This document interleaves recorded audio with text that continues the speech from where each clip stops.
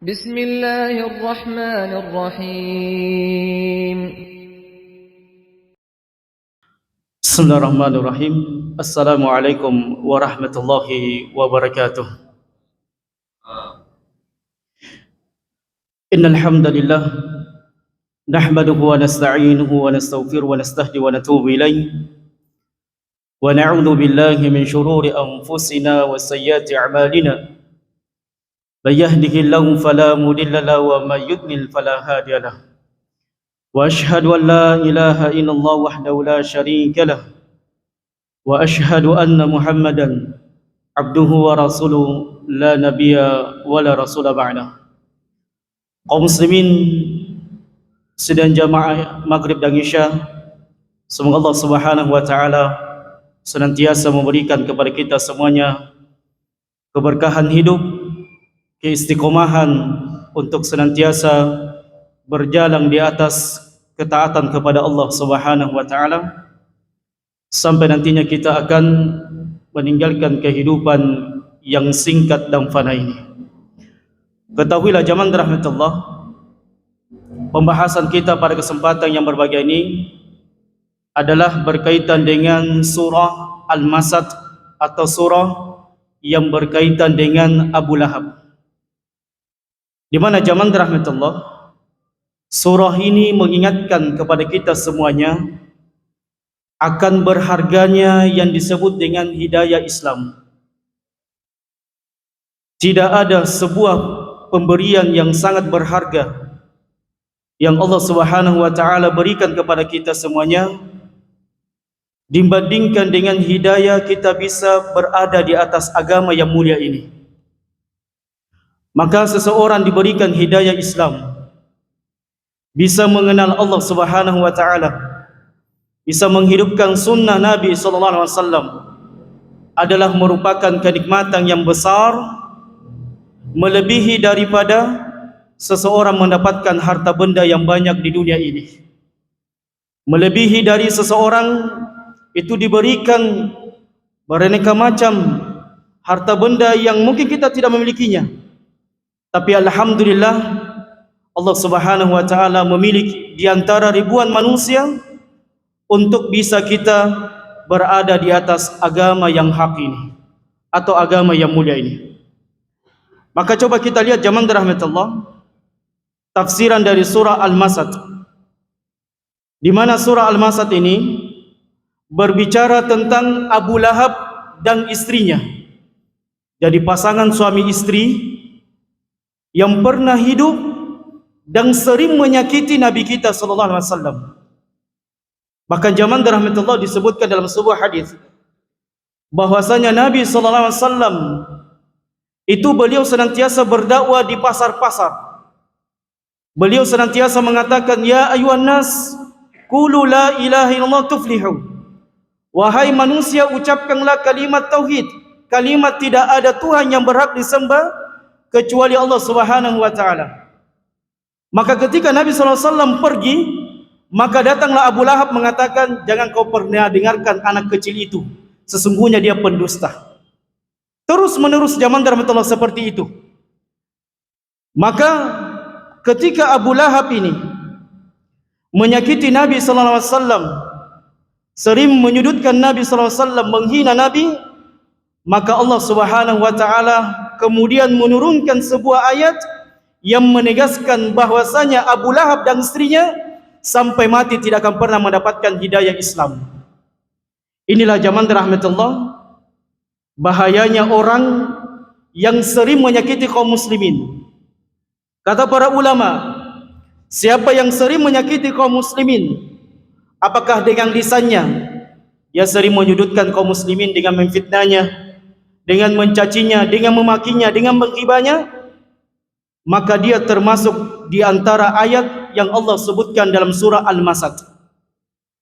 Kemudian yang kedua jamaah rahmatullah, pelajaran dari surah Al-Masad ini, siapapun yang memerangi Allah di antara manusia, maka pasti dia akan binasa di dunia sampai kelak nanti di akhirat. Menjadi peringatan bagi kita semuanya, jangan pernah mengolok-olok agama Allah. Jangan pernah menyudutkan orang yang menghidupkan sunnah, karena itu berat timbangannya. Jangan pernah mencela orang yang berjenggot. Jangan pernah mencela orang yang istrinya cadaran. Jangan pernah mencela orang yang celananya di atas mata kaki, karena semuanya itu konsekuensinya berat, takarannya besar. Jangan sampai kita termasuk ayat yang disebutkan Allah dalam surah Al-Masad, di mana Nabi SAW sering mendakwakan kalimat tauhid, maka datang Abu Lahab menghina Nabi SAW dengan mengatakan, jangan pernah kau dengar Muhammad, karena Muhammad itu adalah anak kecil dan dia seorang pendusta. Dan tahukah kita zaman rahmatullah siapa Abu Lahab ini?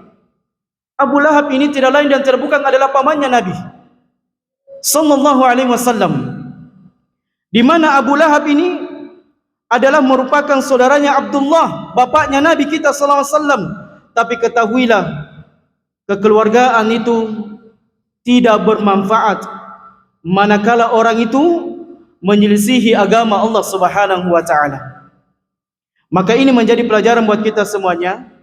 Siapapun di antara manusia, apakah dia kerabat Nabi, keluarga Nabi, cucu keturunan Nabi sallallahu alaihi wasallam, kalau dia menyelisihi Quran dan sunnah, maka tidak bermanfaat kekerabatannya kepada Nabi sallallahu alaihi wasallam. Lihat ketika Nabi sallallahu alaihi wasallam suatu ketika ada di antara sahabiah mencuri, maka datanglah sahabat berusaha merundingkan dengan Nabi SAW, berusaha agar sahabat ini tidak dipotong tangannya, berusaha kemudian berbicara kepada Nabi, sampai-sampai anak angkat Nabi SAW itu disuruh berbicara kepada Nabi, supaya apa? Jangan sampai orang ini dipotong tangannya. Kemudian Nabi SAW marah dan mengatakan, "Lau anna Fatimah bintu Muhammad, andaikan Fatimah anakku yang merupakan darah dagingku ini mencuri, la sarakat laqata'tu yadahuma, maka saya akan pasti potong tangannya." Lihat zaman rahmatullah, bagaimana tegasnya Nabi sallallahu alaihi wasallam kepada kaum muslimin agar mereka jangan pernah bermain-main dalam agama ini. Sebab kenapa? Konsekuensi dari seseorang ketika dia melanggar syariat, maka tidak bermanfaat syafaat, walaupun terhadap syafaatnya Nabi sallallahu alaihi wasallam. Taib zaman rahmatullah. Kemudian pelajaran dari surah Al-Masad ini, bahwasanya setiap orang yang membaca surah Al-Masad ini atau surah yang berkaitan dengan Abu Lahab, maka sama halnya dia mendoakan Abu Lahab agar diberikan azab yang sangat pedih. Coba lihat zaman rahmatullah, orangnya sudah meninggal ribuan tahun yang lalu, tapi masih didoakan keburukan sampai datangnya hari kiamat. Jadi setiap orang yang membaca surah ini, maka sama halnya dia mendoakan kepada Abu Lahab dan keluarganya, istrinya, itu dengan azab, agar diberikan azab yang sangat berat dari Allah Subhanahu wa taala. Sangat mengerikan zaman rahmatullah. Kalau ada orang seperti ini yang didoakan sampai hari kiamat agar Allah Subhanahu wa taala menimpakannya azab yang sangat berat. Kenapa? Karena orang ini, Abu Lahab dan istrinya, selalu menyakiti Nabi kita sallallahu alaihi wasallam.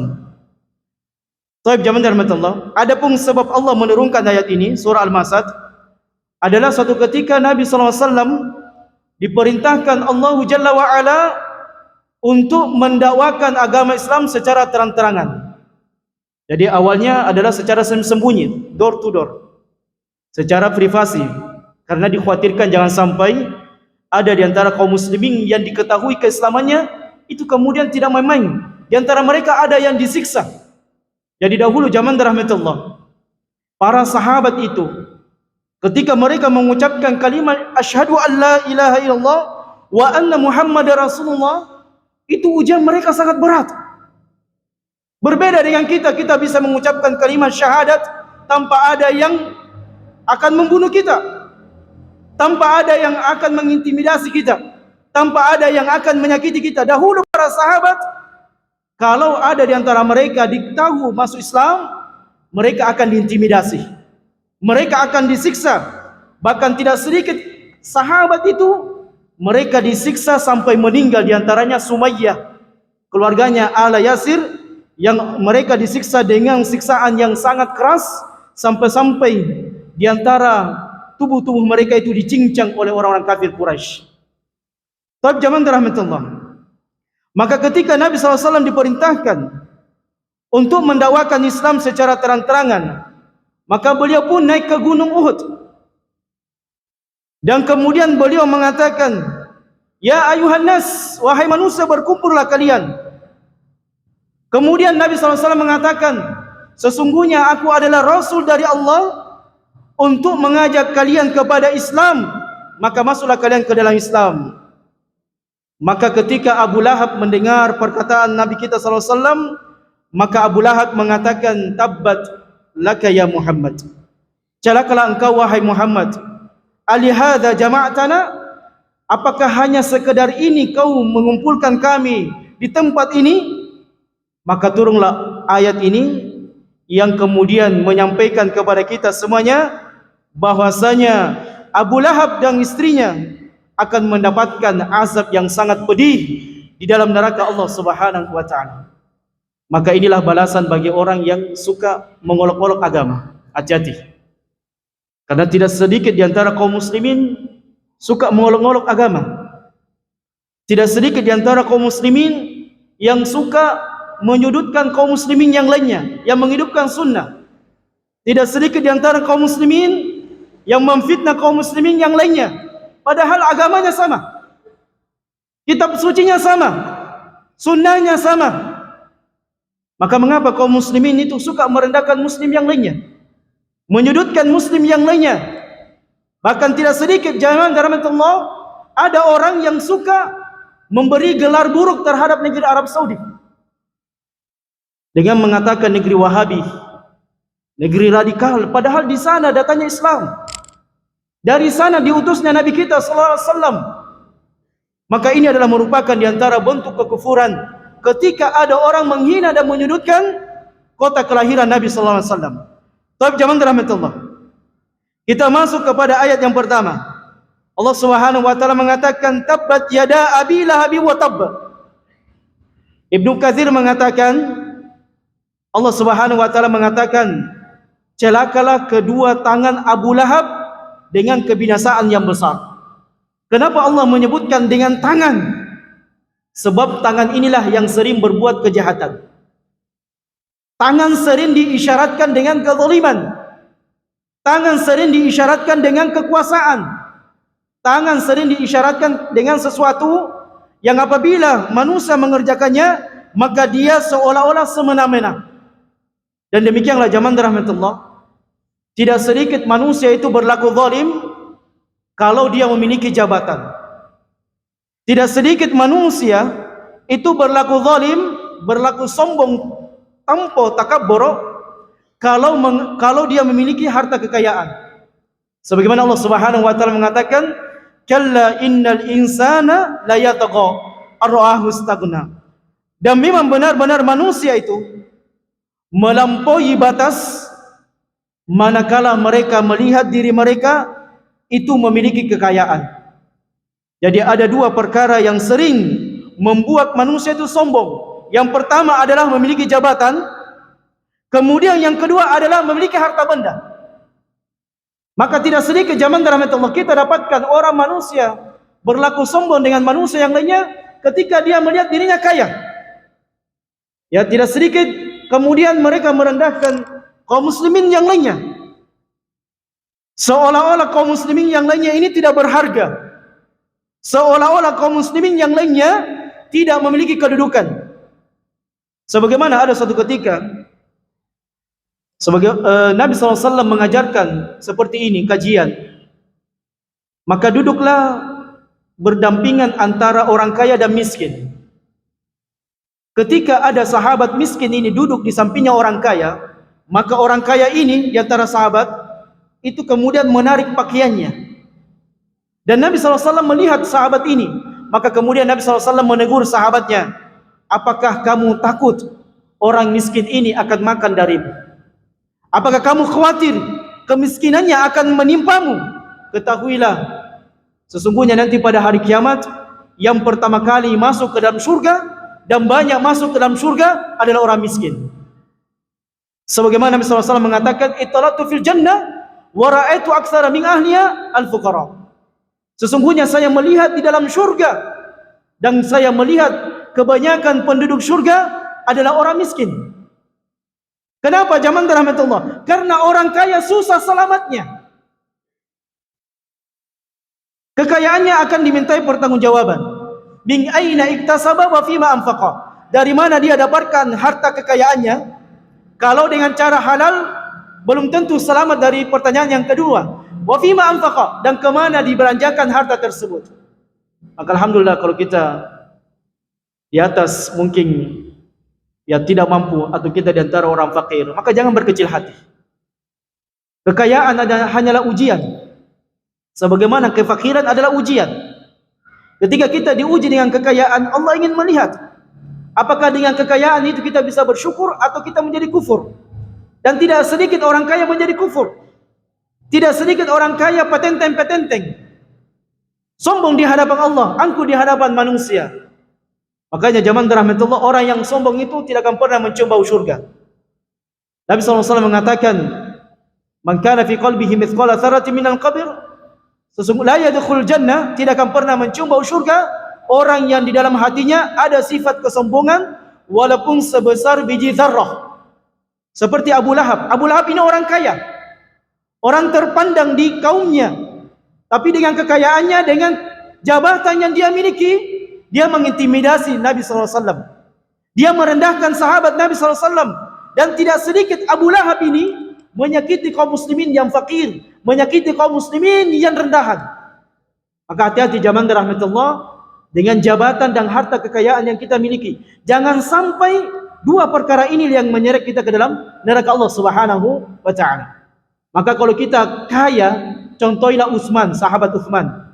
Sahabat Utsman itu adalah orang yang kaya, tapi kekayaannya tidak membuat dia sombong. Bahkan dengan kekayaannya dia berinfak di jalan Allah Subhanahu wa taala. Sampai-sampai suatu ketika zaman rahmatullah, ketika perang yang berkecamuk di musim paceklik, maka Nabi SAW memerintahkan para sahabatnya untuk berinfak di jalan Allah. Maka di antara sahabat yang banyak berinfak di jalan Allah adalah sahabat Utsman. Inilah yang kemudian Nabi SAW mengatakan, "Ma darra Utsman ba'da hadza." Tidak ada sesuatu yang bisa memudaratkan Utsman setelah dia berinfak dengan harta yang banyak di jalan Allah. Inilah zaman rahmatullah, bagaimana Allah memberikan kepada kita gambaran antara orang beriman dengan orang kufur, antara orang yang di atas ketakwaan dengan orang yang membangkang di jalan Allah Subhanahu wa taala. Maka Allah Subhanahu wa taala katakan, "Tabbat yada Abi Lahab wa tab." Binasalah, celakalah kedua tangan Abi Lahab dengan kebinasaan yang besar. Ma aqna anhu maluhu wa ma kasabat. Perhatikan jamaah rahmatullah, Allah menyebutkan dua perkara dalam Abu Lahab, yaitu ketika Abu Lahab nanti di akhirat, maka harta yang dia kumpulkan, begitu pula segala usaha yang dia usahakan, tidak akan pernah bermanfaat untuknya. Menjadi pelajaran besar buat kita, sehebat apapun kekayaan kita, tidak akan pernah menyelamatkan kita dari azab Allah Jalla wa'ala. Sehebat apapun jabatan yang kita sandang, maka tidak akan pernah menyelamatkan kita kalau Allah ingin menimpakan azab kepada kita. Dan terbukti ketika tsunami Aceh yang terjadi beberapa tahun yang lalu, rumah-rumah yang mewah itu, harta yang selama ini ditumpuk, begitu pula dengan pejabat, orang yang memiliki bintang di pundaknya, ketika terjadi tsunami Aceh, maka semuanya disapu tanpa terkecuali. Ketika datang musibah zaman rahmatullah, sehebat apapun rumah yang kita miliki, sehebat apapun jabatan yang kita sandang, maka tidak akan bisa menyelamatkan kita dari sisi Allah Subhanahu wa taala. Karena kita adalah makhluk yang lemah. Karena kita adalah makhluk yang tidak berdaya di hadapan Allah. Jangan sampai kita menganggap rumah mewah kita, mobil yang mewah kita, semua kekayaan yang kita miliki, inilah yang akan membuat kita selamat pada hari kiamat. Tidak, zaman rahmatullah. Yang menyelamatkan kita adalah ketakwaan. Yang menyelamatkan kita adalah salat kita. Yang menyelamatkan kita adalah bacaan Quran kita. Yang menyelamatkan kita adalah sedekah kita, bukan yang lainnya. Kita mungkin merasa kekayaan sebuah kenikmatan, na'am. Dengan uang kita bisa membeli segalanya. Dengan uang kita bisa membeli pembantu, mengerjakan pekerjaan rumah kita. Tapi bukan itu segala-galanya, jamaah rahmatullah. Andaikan kekayaan itu sebuah kenikmatan, maka tentunya Allah tidak akan menghinakan Qarun. Andaikan jabatan itu sebuah kemuliaan, maka Allah tidak menghinakan Fir'aun. Maka telah berlalu dari zaman ke zaman orang yang menyombongkan diri di hadapan Allah dengan jabatan dan kekayaan yang mereka miliki, maka mereka binasa dengan kekayaan dan jabatan yang mereka miliki. Oleh karenanya para ulama mengatakan, siapa yang sombong dengan hartanya, maka Allah akan membinasakan dengan hartanya. Siapa yang sombong dengan jabatannya, maka Allah akan membinasakan dengan jabatannya. Siapa yang sombong dengan kekuatannya, maka Allah akan binasakan dengan kekuatannya. Siapa yang sombong dengan ilmunya, Allah akan binasakan dengan ilmunya. Maka hati-hati dengan sifat kesombongan, dengan sifat keangkuhan. Dan kesombongan itu ciri khasnya dua. Yang pertama adalah batarul haq, menolak kebenaran. Dan kadang kalau kita berdiskusi dengan teman, dengan jamaah, satu jamaah dengan jamaah berdiskusi di masjid, kemudian ada yang sudah menyampaikan dalil, ada yang sudah menyampaikan sunnah, ya kadang akalnya bermain, oh kan begini kan begitu. Ini tidak boleh, Pak. Jangan sampai kita seperti Abu Lahab, yang kemudian dia menafikan apa yang disampaikan Nabi SAW. Ketahuilah jamaah rahmatullah, kalau sudah Quran dan sunnah, jangan lagi ditolak. Sami'na wa ata'na. Kita mendengar dan kita taat. Jangan lagi mencari pembenaran, jangan lagi mencari alasan untuk menolak syariat Allah. Jangan sampai hidayah dicabut dari dalam hati kita karena kita ada dalam diri kita pembangkangan dan penolakan terhadap syariat Allah Subhanahu wa taala. Dan Allah Subhanahu wa taala mengatakan tidak patut seorang muslim itu kalau Allah dan Rasulnya sudah menetapkan suatu hukum, maka mereka pun mencari jalan untuk lari dari syariat Allah Subhanahu wa taala. Maka cara beragama yang benar jamaah rahmatullah, kalau sudah Quran dan sunnah yang berbicara, sudah ada dalilnya, sami'na wa ata'na. Jangan lagi cari alasan dan jangan cari lagi pembenaran. Maka Allah mengatakan ma aghna anhu maluhu wa ma kasab. Apa yang dimiliki oleh Abu Lahab, begitu pula apa yang dia usahakan, maka tidak bermanfaat untuknya. Dan ini juga menjadi pelajaran buat kita semuanya. Kalau ada harta, manfaatkan dalam kebaikan. Bersedekah, berinfak, menyantuni anak yatim, menyantuni saudara-saudara kita yang fakir dan miskin, membangun masjid. Kenapa jamaah rahmatullah? Karena harta yang tidak diinfakkan di jalan Allah, harta yang tidak dikeluarkan zakatnya, inilah yang akan membuat kita menderita di kubur sampai nanti pada hari kiamat. Karena Allah mengajarkan kepada kita jangan terlalu cinta dengan dunia. Sifat yang paling dibenci Allah adalah wahan. Apa yang dimaksud dengan wahan? Hubbud dunya wa karihal maut. Cinta dengan dunia dan benci dengan kematian. Walaupun kita semuanya tidak suka dengan kematian. Kenapa jamaah rahmatullah? Orang yang pelik itu dibenci Allah karena menunjukkan dia cinta dengan hartanya, menunjukkan dia cinta dengan fulusnya, menunjukkan dia cinta dengan dunianya. Makanya kalau memiliki harta, berinfak, selamatkan diri kita dari musibah-musibah yang akan menimpa kita kalau kita menahan harta-harta yang kita miliki.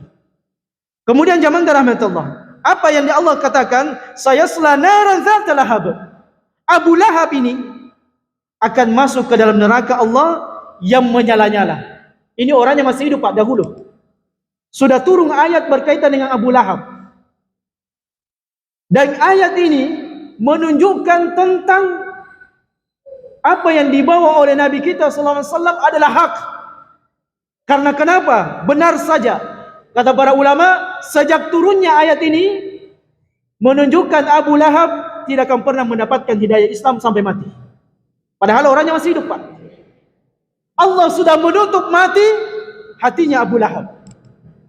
Karena Allah turunkan ayat ini sebelum orangnya mati. Inilah yang Allah katakan, "Man yahdihillahu fala mudilla lahu." Siapa yang Allah berikan petunjuk, tidak ada yang bisa menyesatkannya. Wa man yudlil fala hadiyalah. Dan siapa yang Allah sesatkan, tidak ada yang bisa memberinya petunjuk. Makanya pamannya Nabi SAW yang satu lagi siapa? Siapa zaman rahmatullah? Yang diinginkan hidayah untuknya, yang tidak membenci Nabi, bahkan membela Nabi SAW. Bahkan dia mengatakan, siapa yang menyakiti Muhammad, maka saya akan berhadapan dengannya. Siapa dia? Abu Thalib.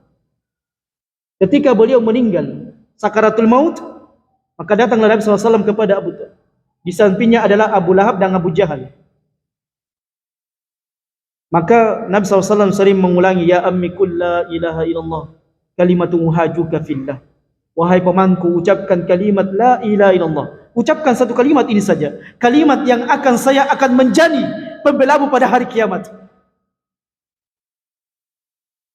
Tapi Abu Lahab, Abu Jahal di sampingnya. Ini bahayanya Pak, kalau orang sakaratul maut, orang kufur yang didekat, tak bahaya, hati-hati. Menjadi pelajaran buat kita semuanya, kalau tidur jangan sendiri. Siapa tahu ada sakaratul maut, tidak ada yang talqin ki. Makanya zaman rahmatullah, ketika Abu Thalib ini dituntun Nabi SAW sudah mau mengucapkan kalimat la ilaha illallah, tapi Abu Lahab, Abu Jahal mengatakan, "Atarghabu an millati Abdul Muttalib?" Apa kamu akan tinggalkan agama nenek moyangmu? Maka kemudian Abu Thalib zaman rahmatullah tidak berhasil mengucapkan kalimat ini. Padahal kalau kita membandingkan apa yang telah kita perbuat untuk agama Allah dengan Abu Thalib, yang mana lebih besar yang telah diperbuatnya? Abu Thalib membela Nabi SAW. Tapi kalimat ini tidak berhasil dia ucapkan. Alhamdulillah, sampai detik ini kalimat ini kita ucapkan zaman rahmatullah. Kalimat yang agung, yang siapa yang mengucapkannya tidak akan kekal dalam neraka, andaikan dia membawa dosa besar. Kalimat yang agung zaman rahmatullah. Dan ketika Abu Thalib ini meninggal di atas agama nenek moyangnya, maka inilah yang membuat Nabi SAW bersedih. Makanya dikenal dengan Amul Huzn, tahun kesedihan, karena dua orang yang dicintai Nabi SAW meninggal. Siapa dia? Khadijah dengan pamannya. Dan pamannya tidak sempat masuk Islam dan tidak bisa diberi hidayah. Inilah yang Allah katakan, "Innaka la tahdi man ahbabta walakinna Allah yahdi man yasha." Sesungguhnya engkau Muhammad, engkau tidak akan bisa memberikan hidayah sampai kepada orang yang engkau cintai, akan tetapi Allah yang memberikan hidayah kepada siapa yang Allah kehendaki. Maka kita semuanya ini yang duduk di sini di antara orang yang Allah inginkan hidayah. Maka jangan disesakan zaman rahmatullah hidayah yang agung ini. Dan belum tentu hidayah ini kita bisa bawa sampai mati. Belum ada jaminan.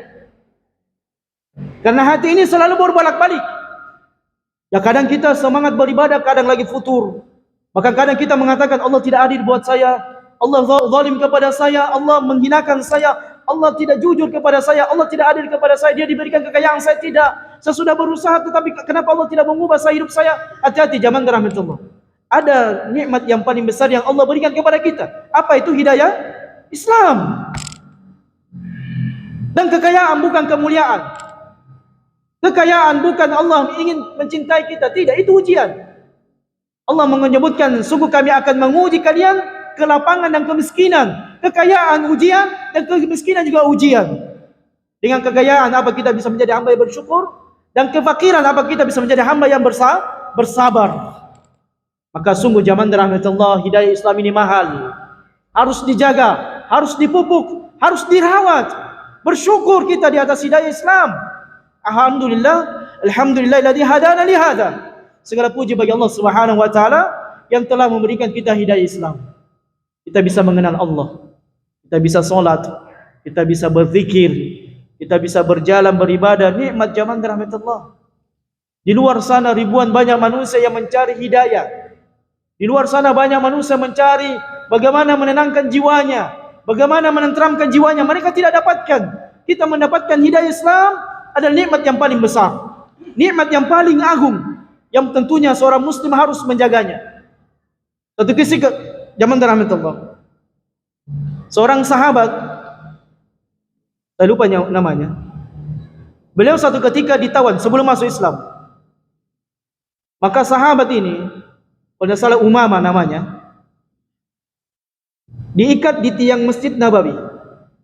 Maka setiap harinya Nabi SAW pergi mendatanginya dan mengatakan, wahai Umamah, bagaimana kabarmu hari ini?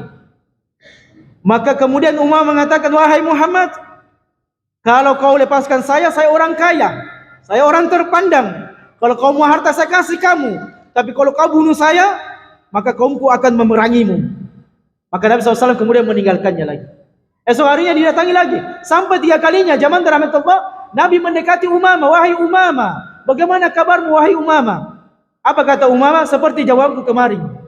Tidak usah saya ulangi jawaban saya yang sekarang. Maka kemudian Nabi SAW hari yang ketiga dia mengatakan kepada sahabatnya, lepaskan Abi Umamah. Abi Umamah ini berpikir, ini Muhammad, saya ini tawanan besar, kenapa saya tidak dibunuh olehnya? Tetapi justru Nabi SAW melepaskan saya. Maka kemudian Abi Umamah ini tidak meninggalkan kota Madinah, tapi dia berdiri di pojok masjid di bawah pohon kurma dan dia melihat kaum muslimin solat.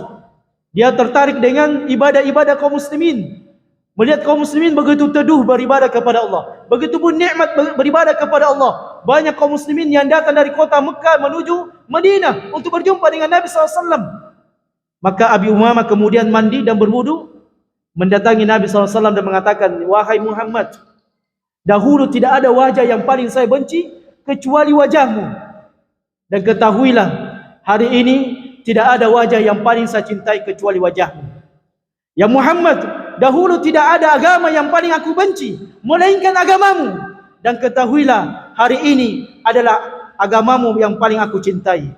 Wahai Muhammad, dahulu tidak ada kota yang aku paling benci, dan hari ini Madinah adalah kota yang paling aku cintai. Lihat zaman rahmatullah, bagaimana hidayah ini Allah pilih di antara kaum muslimin. Allah pilih di antara manusia untuk bisa mengucapkan kalimat tauhid, untuk bisa mengenal Allah Subhanahu wa taala. Maka jangan pernah menyepelekan hidayah ini, karena belum tentu kita bisa mati di atas hidayah ini, belum tentu zaman rahmatullah. Kata para ulama, siapa yang menyanyiakan hidayah Islam, maka dikhawatirkan dia tidak meninggal di atas agama yang hak ini. Karena Allah mengatakan, ya ayyuhalladzina amanu taqullah, wahai orang-orang yang beriman, bertakwalah kalian kepada Allah, wala tamutunna illa wa antum muslimun, dan jangan pernah kalian meninggal kecuali meninggal di atas agama Islam ini. Zaman rahmatullah. Tapi kita singkat saja zaman rahmatullah. Kemudian Allah katakan, wa imra'atuhu hammalatal hatab, dan istrinya Abu Lahab kelak pada hari kiamat dalam neraka, dia memikul api bara neraka. Menjadi pelajaran buat kita, hati-hati memilih pasangan. Istrinya Abu Lahab disebut dengan siapa? Ummu Jamil, wanita yang memiliki anak wanita yang cantik. Tetapi zaman rahmatullah, Ummu Jamil ini mengikuti perilaku suaminya yang suka menyudutkan Nabi SAW. Di mana disebutkan Ummu Jamil ini, ketika Nabi SAW berjalan di sebuah jalan, maka dia menyebarkan duri di tengah jalan yang dijalani oleh Nabi SAW. Bahkan Ummu Jamil ini tidak ada sekelompok manusia yang berkumpul di jalan atau di pasar, melainkan dia mengatakan, jangan pernah ikuti Muhammad, Muhammad orang gila. Jangan pernah ikuti Muhammad, Muhammad tukang sihir. Jangan pernah ikuti Muhammad, karena Muhammad adalah tukang pembohong. Jadi suami istri sama perilakunya. Dan memang zaman rahmatullah, kadang suami itu tidak jauh perilakunya dengan istri, dan begitu pula sebaliknya. Bahkan dikatakan, sesungguhnya istri itu kadang berperilaku kasar karena suaminya kasar. Kadang istri berperilaku suka mencuri karena suaminya suka mencuri. Bahkan kita sering dapatkan ada suami istri suka mencuri, bahkan anaknya suka mencuri. Inilah pentingnya apa? Suami itu paham agama. Suami itu dia tahu bagaimana menyelamatkan istri dan anaknya. Karena suami adalah dia merupakan penanggung jawab di rumahnya. Oleh karenanya Allah Subhanahu wa taala menyebutkan tentang suami. Kullukum ra'in, Nabi SAW mengatakan, kullukum ra'in wa kullukum mas'ulun an ra'iyati. Setiap kalian adalah pemimpin dalam rumah tangganya, dan setiap kalian akan dimintai pertanggungjawaban di dalam rumah tangganya. Makanya Pak, kalau kita ingin istri kita menjadi soleha, ya jadi suami yang soleh. Kalau istri kita ingin rajin solat, maka rajin juga solat. Kalau istri kita ingin rajin membaca Quran, maka rajin juga membaca Quran di rumah. Karena kadang istri itu mengikuti perilaku suaminya. Kadang istri mengikuti tabiat suaminya. Kadang istri mengikuti apa yang dilakukan oleh suaminya. Makanya seorang suami itu berteladan dengan Nabi SAW. Ya, kadang Nabi SAW itu, beliau SAW itu membersihkan rumah sendiri, membantu istrinya. Jadi jangan zaman rahmatullah kita merasa suami kemudian angkat kaki di dalam rumah kita. Jangan. Sekali-kali bantu suami istri kita. Apakah mencuci dengan istri, memasak dengan istri, menyapu dengan istri. Itu indah zaman rahmatullah.